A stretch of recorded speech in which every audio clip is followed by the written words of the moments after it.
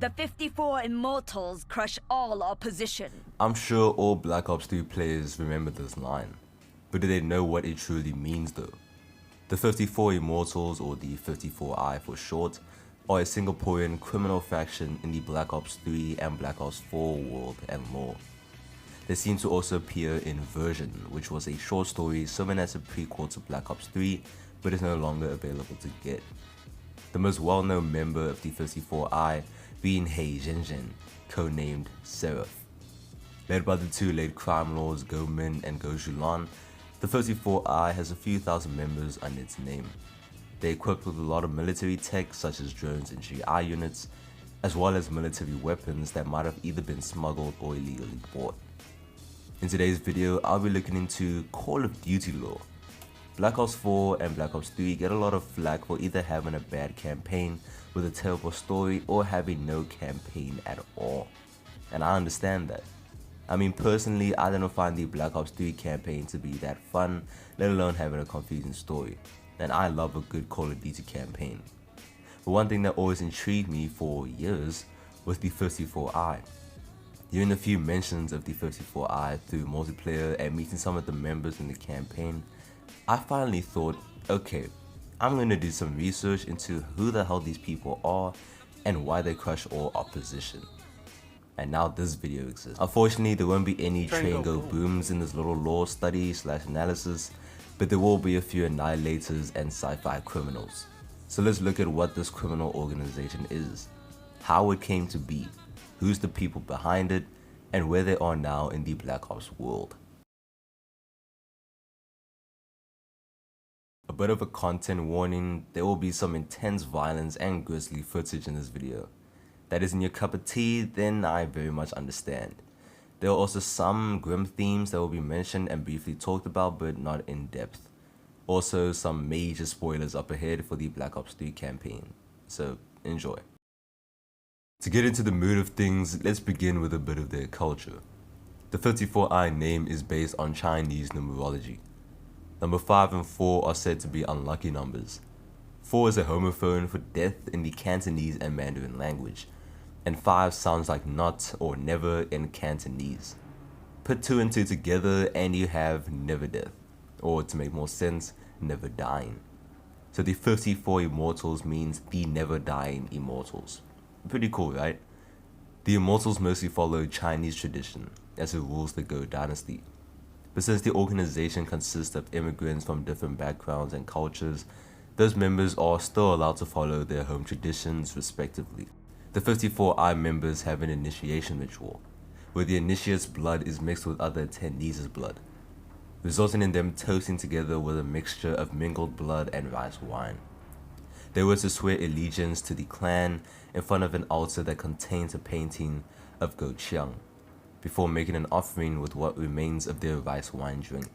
Oaths of loyalty are then taken from that point forward, and that new member is now officially part of the 54I. The organization marked their territory by using symbols of animals that relate to the Chinese astrology birth year of the founder being Go Chiang and the leaders that were to follow. The food dog representing Chiang and the snake representing Min. Moving on to the rich, dark and gritty history of the 54I. The 54 Immortals was a secret society founded by Go Chiang in 1894. Most of the 54I members at the time consisted of Chinese, Indian and Malay immigrants to Singapore. But the organization would see a huge expansion through organized crimes. These included unfortunate human trafficking and narco work. The organization would be run by descendants of Chiang until 2046, when Go Chiang was coldly murdered by his own bodyguard, named Hyun Zhan. Zhan would declare himself as the leader of the 54I. Chiang's children, the infamous Go Min and Go Zhulan, were taken care of and further raised by Jay Zhang.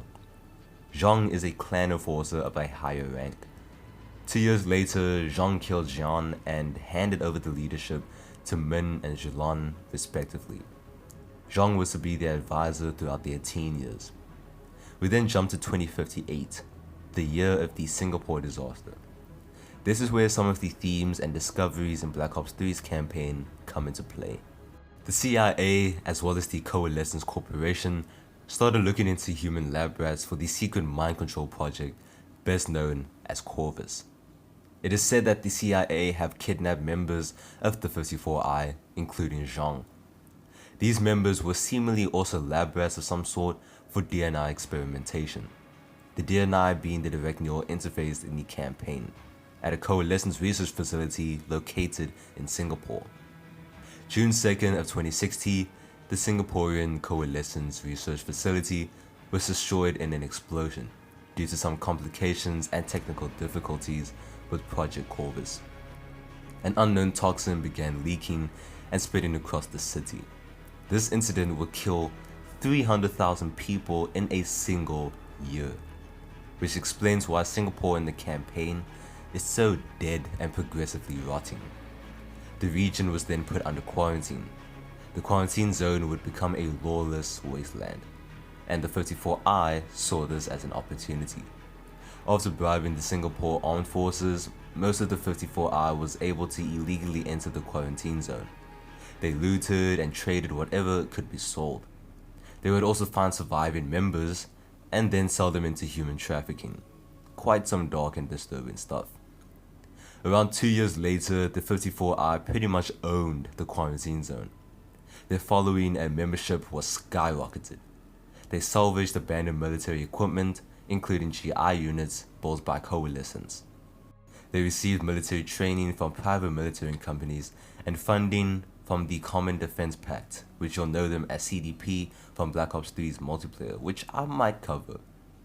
They sought to destabilize the Winslow Accord and used the quarantine zone controlled by the 54I as one of the key ports for arms smuggling. The 54I kept growing in strength until 2064, when the CDP sent some 54I members to check out the Coalescence facility. The objective was to find an illegal chemical known as Nova 6, which Russian scientists identified as the unknown toxin that cleaned out a large amount of the region's population. Prior to that incident, the 54I had been paid by the CIA to acquire prisoners from secure facilities for CIA experiments.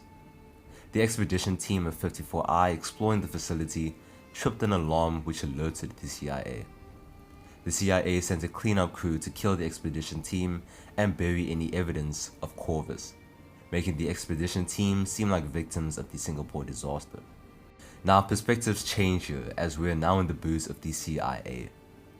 Consisting of members Dylan Stone, Javier Ramirez, Alice Conrad and Joseph Fierro, which was Stone's squad that killed the expedition team. After that, they violated orders and looked deeper into the facility, looking for the evidence that linked the CIA's illegal experiments to the Singapore disaster. They then defected from the Winslow Accord, which wiped out a CIA station that was used to spy on the 54I. They robbed the station's data drives and took them to the Immortals stronghold at the Singapore biodomes, where they encountered Go Min and Go Zhilan. They came to an agreement with the Go twins. They would leak the data drives to the 54I in exchange for safe way out of the quarantine zone. But Ramirez stayed behind and went to check for more evidence at the Coalescence facility. Hendricks, the most generic military character in the Black Ops 3 campaign, and John Train Go Boom Taylor, who was sent by the CIA to get these stolen data drives back, tried to get into the biodomes disguised as arms dealers. After a meeting with the 54I fixer Danny Lee, who is easily my favorite personality in the Black Ops 3 campaign, Taylor and Hendricks were compromised by the Go twins, which resulted in a shooting which caused the death of Go Min, and Danny barely surviving. But Go Zhilan made a getaway, with the data drives in possession. Taylor and Hendricks fought their way through the biodomes and tracked down Go Zhilan, who was busy uploading intel from the data drives into her computer. Knocking her out, Taylor cut off her hand to get through her security. Note, this is what we do in the campaign, but of course this is Taylor's mission, which would be replayed as the player character, which would also alter some character actions and plot points, but that's besides the point. They got the data and dipped. Zhilan went through a setback against the Winslow Accord and swore vengeance against Taylor and Hendricks. She successfully tracked them down to the Coalescence facility from earlier. Taylor and Hendricks were there to stop Ramirez, but he was able to leak the locations of the secret CIA safe houses before being killed by Hendricks. Zhulon got this info and sent in a raid team to drown Taylor and Hendricks, who survive. Which leads us to the last chapter in the history of the 54I, Go Zhulon's Vengeance.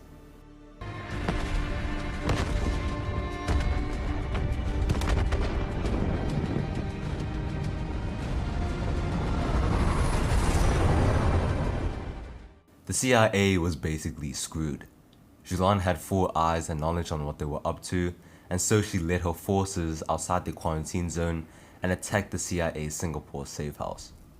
This is the beginning of her revenge spree. The 54I battled the Singapore armed forces, resulting in devastation throughout the city. The CIA safe house was under siege, which got Rachel Kane captured.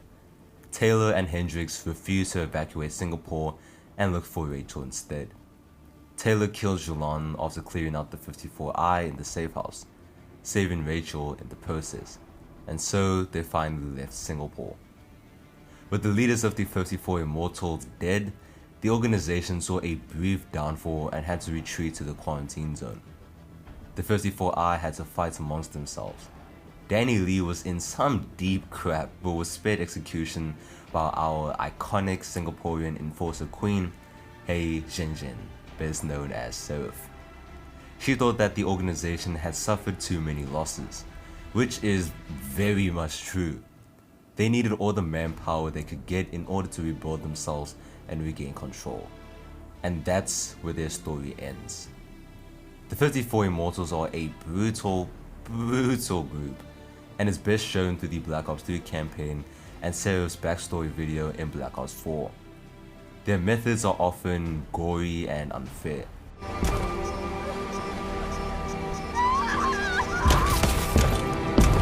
Innocent people would get their heads blown off and some were torched alive. Seraph has to painfully chop her own arm off in order to use the Annihilator instead of formal surgery. These are not good people, acknowledge that. If you were to have sympathy for these guys, I'd genuinely question your morals.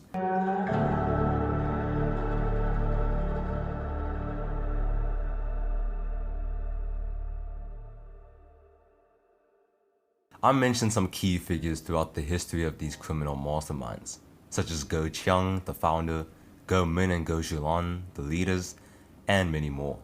So I'm gonna do a little character study on them for a bit. Go Chiang is a first-generation Singaporean that is of Chinese descent, who's best known as the founder of the 54I.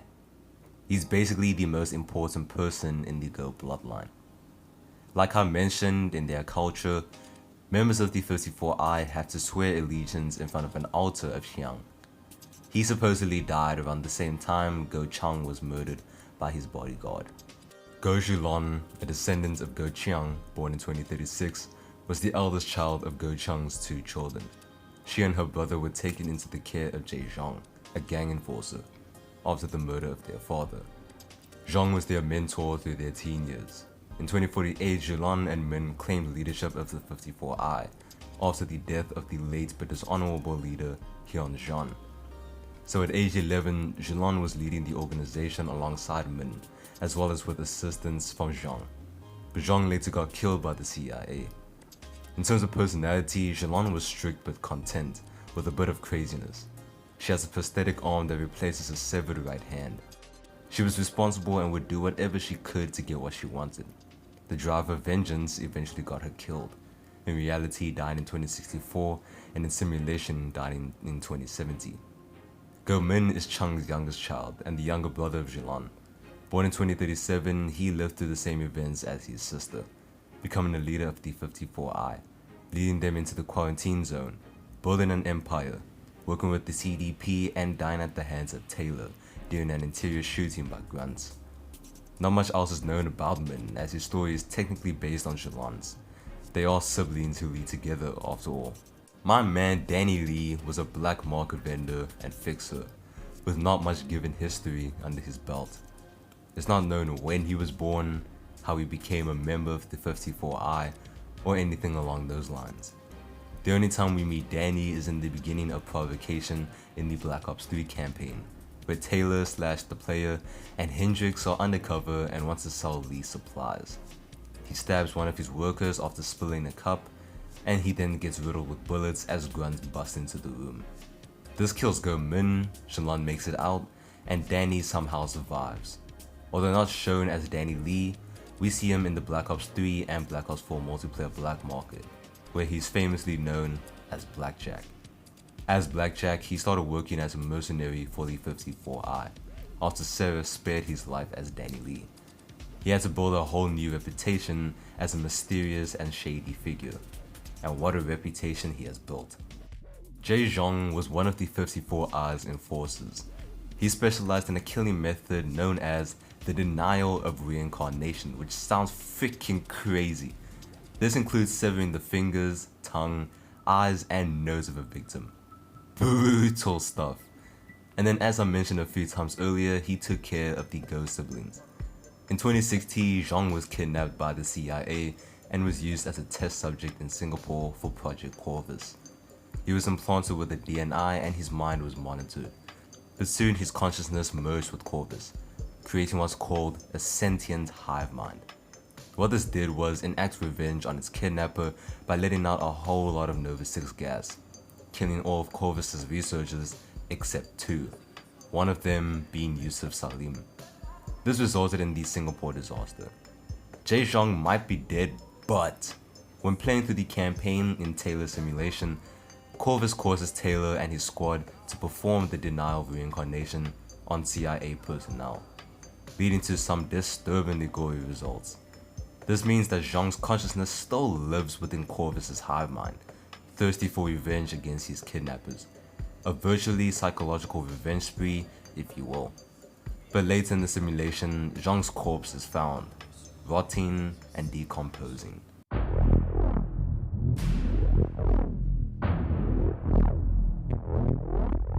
And now we get to the special segment of the video. What we've all been waiting for, or so I hope. The story of Seraph. We've more or less gotten the meaning of her famous quote, "The 54 Immortals crush all opposition." From what we've learned, this means that the 54i is quickly getting back up on its feet and it's being restored at a mostly rapid pace. Or that Seraph is looking to the future of the organization that she now leads. But let's talk about the person behind the quote, the lady behind the mask, the girl with the prosthetic arm of gold, the enforcer who was chosen to wield the Annihilator, Seraph. Born in 2027, Hei is the child of one of the most feared officers in Singapore. She grew up and was raised within the ranks and structure of the Singapore quarantine zone's ruling criminal combine. She was seen as a dedicated learner, studying the traditions and honored lineage of the organization while also pursuing martial arts training. Education-wise, she mainly studied geography, language, and science. She had one thing on her mind: not to let her father or the Combine's leadership down. At age 17, she became an enforcer. She was given a cybernetic arm that is needed to use the Annihilator. In order to use the cybernetic arm, she had to chop her own arm clean off. She did this in front of Go Jilan and Go Min as a sign of dedication. She's one of the few that police within the Combine. Seraph is very serious and focused. She's driven by her goals to please the 54i, making them stronger. She barely communicates with other specialists, but when she does, she encourages certain specialists, judges others for their battlefield methods, and gives advice at the start of a match or battle. She's humble and carries confidence, although that confidence might also just be the lust for blood. Now there's some audio transmissions in Black Ops 3 that I'll play continuously and give my thoughts afterwards. There's 5 of them, consisting of stories and experiences of her youth and the journey of becoming an enforcer, and so on. So here we go. I was 14 years old when my father told me we were moving into the quarantine zone. I was helped into the back of an APC and watched the internal screens closely as we rolled across Singapore. The quarantine zone gates were opened by guards the 54i had bribed. I won't ever forget my first view of our new home. It was a war zone. Desolate, trash, and wreckage everywhere.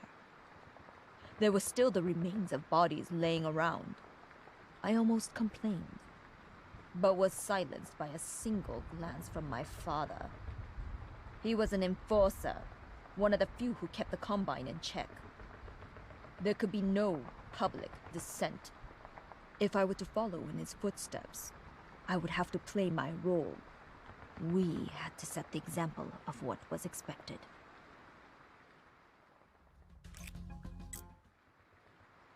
No one ever dared to mess with me. Everyone was terrified of my father, and with good cause. The only people allowed to lay hands on me were my combat tutors. I expect my father would have killed them for going easy on me. If I wanted to become an enforcer, it would have to be on my own merits, not because of my family name.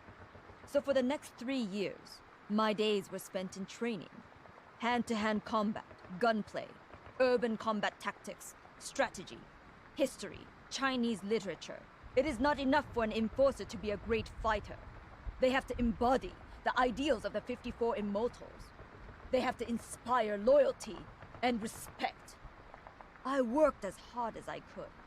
Failure was not an option. To fail would have brought dishonor to my father, and that was something I was determined never to do. The day of my elevation was a great day. I was escorted to the biodomes and granted an audience with the late leader Go Min and his sister Xiaolan. It wasn't the first time I'd met them, but in their presence, I could feel their greatness. Understood what they had built for us there in the quarantine zone.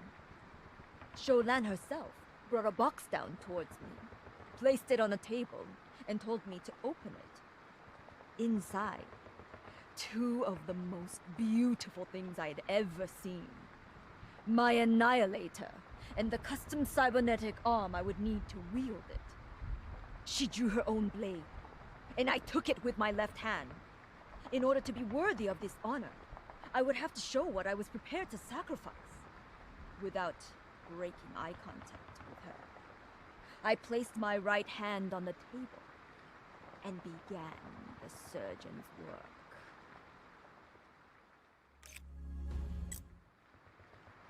I represent the will of the 54I, or more specifically, the will of its leaders.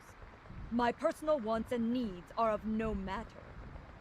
I keep the peace in the quarantine zone, settling any disputes between the rank and file. If we go to war, I'm expected to lead.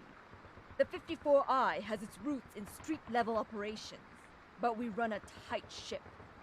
We're an army, not a gang. If crimes are committed against the Immortals, then I deal with those too. As an enforcer, I am judge, jury, and executioner. Outside of the quarantine zone, I speak directly for the 54 Immortals leadership. My word is their bond. It is a great responsibility, but I wear this title with pride. We are the undying Immortals, and we shall never be put down! Now, I've talked about a majority of this stuff already, but it's always nicer to get the more authentic narrative. Seraph is a people pleaser at the end of the day, who deserves some much needed rest. And that wraps up Seraph's story. If Black Ops 3 didn't have such an unnecessarily confusing narrative, didn't treat the 54I storyline as a throwaway crime arc, and Black Ops 4 had a proper campaign, Black Ops 3 and 4 could have been spectacular in their campaign department.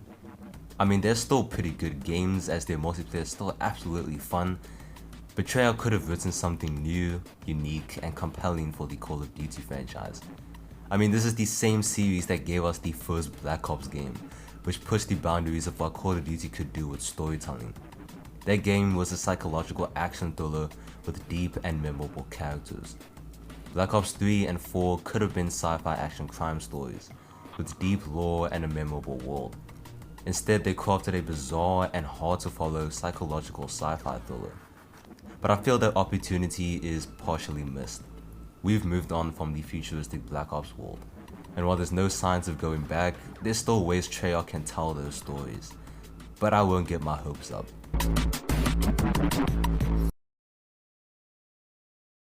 Okay, quick postscript. I'm really enjoying making these types of videos, so if you want to see more character studies and more breakdowns, make sure to subscribe. I'm currently finishing off the script for part 2 of the Lore and World of Mirror's Edge Catalyst, seeing as part 1 about the runners is doing pretty decently, and the upcoming videos of that series get even better. In terms of the Back to the Future videos, at this point I think I've abandoned all hope and energy on follow-ups.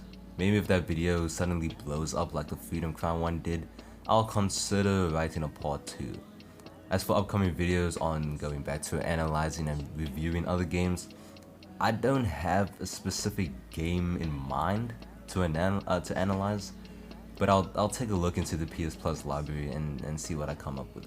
I might remake the Just Cause 3 video since it's progressively looking a little rough with age and skill. But you know, check out the remake of the Just Cause 4 video if you haven't. It's great and it's twice as long as the original. Yeah, I think that's it on my side. And actually, speaking of Just Cause, I think I might even do a character study on one of my favorite Just Cause antagonists from Just Cause 3, Sebastiano de Rivelo. I think that could be interesting. Of course, that's gonna that's gonna have to require me to look at all those audio tapes, and then there's a lot of audio tapes in Just Cause 3, which adds to a mostly deep lore. So I'll consider checking that out. Anyways, that's it for me. This video is getting a bit lengthier than I'd hoped for. Like the video if you enjoyed, subscribe for more game analysis videos, character studies, and lore analysis. Stay safe, stay entertained, take care, and take it easy. Cheers. No one gives a fuck about you.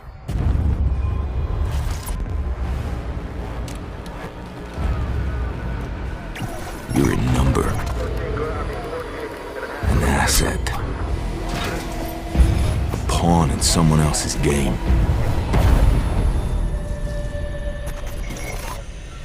They've been manipulating you. Watching you.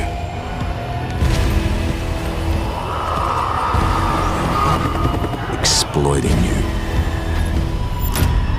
And when they get what they want, they'll leave you for dead. So here's the deal. Alone, you can put up a fight. But together, you can start a war.